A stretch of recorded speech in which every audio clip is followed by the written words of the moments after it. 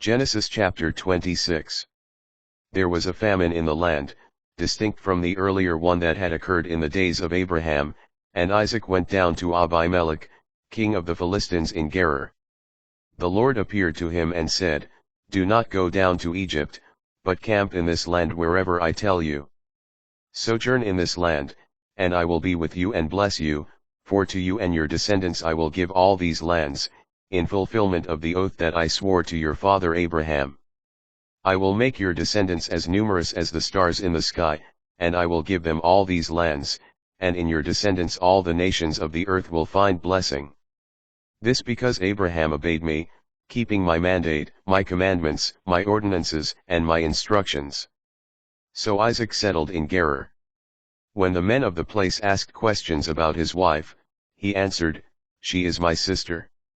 He was afraid that, if he called her his wife, the men of the place would kill him on account of Rebekah, since she was beautiful. But when they had been there for a long time, Abimelech, king of the Philistines, looked out of a window and saw Isaac fondling his wife Rebekah. He called for Isaac and said, "She must certainly be your wife. How could you have said, 'She is my sister'?" Isaac replied, "I thought I might lose my life on her account." "How could you have done this to us?" exclaimed Abimelech. "It would have taken very little for one of the people to lie with your wife, and so you would have brought guilt upon us." Abimelech then commanded all the people, "Anyone who maltreats this man or his wife shall be put to death." Isaac sowed a crop in that region and reaped 100-fold the same year. Since the Lord blessed him, he became richer and richer all the time, until he was very wealthy. He acquired flocks and herds, and a great workforce, and so the Philistines became envious of him. The Philistines had stopped up and filled with dirt all the wells that his father's servants had dug back in the days of his father Abraham. So Abimelech said to Isaac, "Go away from us, you have become far too numerous for us." Isaac left there and camped in the Wadi Gerar where he stayed. Isaac reopened the wells which his father's servants had dug back in the days of his father Abraham and which the Philistines had stopped up after Abraham's death. He gave them names like those that his father had given them. But when Isaac's servants dug in the wadi and reached spring water in their well, the shepherds of Gerar argued with Isaac's shepherds, saying, "The water belongs to us." So he named the well Esek * because they had quarreled there. Then they dug another well, and they argued over that one too, so he named it Sitnah.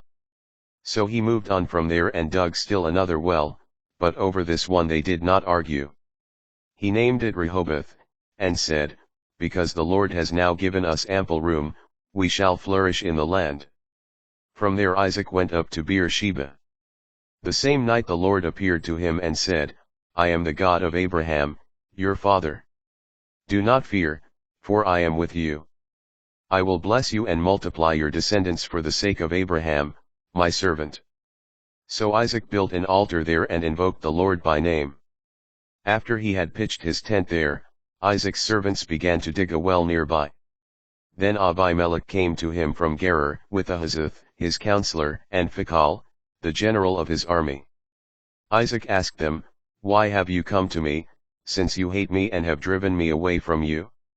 They answered, "We clearly see that the Lord has been with you, so we thought, let there be a sworn agreement between our two sides, between you and us. Let us make a covenant with you. You shall do no harm to us, just as we have not maltreated you, but have always acted kindly toward you and have let you depart in peace. So now, may you be blessed by the Lord." Isaac then made a feast for them, and they ate and drank. Early the next morning they exchanged oaths. Then Isaac sent them on their way, and they departed from him in peace. That same day Isaac's servants came and informed him about the well they had been digging. They told him, "We have reached water." He called it Shiva, hence the name of the city is Beersheba to this day. When Esau was 40 years old, he married Judith, daughter of Beri the Hittite, and Basemath, daughter of Elon the Hivite. But they became a source of bitterness to Isaac and Rebekah.